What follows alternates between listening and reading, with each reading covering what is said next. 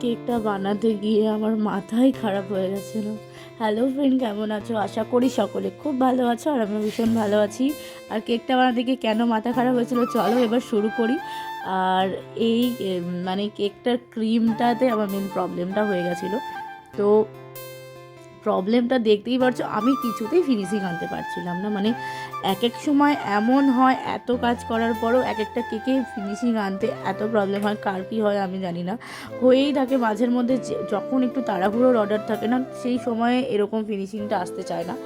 আর এক এক সময় এত সুন্দর এসে যায়, নিজের কাজের উপর নিজেই ভালোবাসায় পড়ে যায় যে এত সুন্দর কাজ করেছি।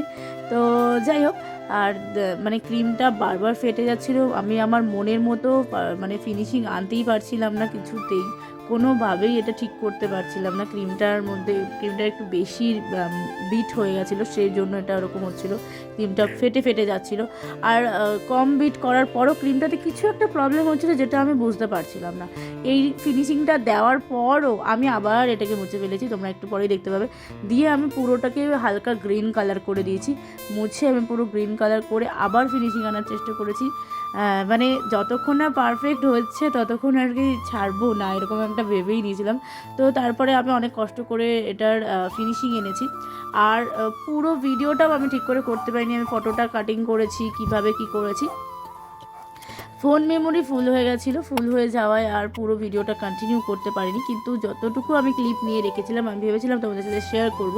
তো যতই তাড়াহুড়োর অর্ডার আসুক, অর্ডার ক্যান্সেল করবে না, নিজের 100% দিয়ে চেষ্টা করবে, একদম সেটা পারফেক্ট হবেই।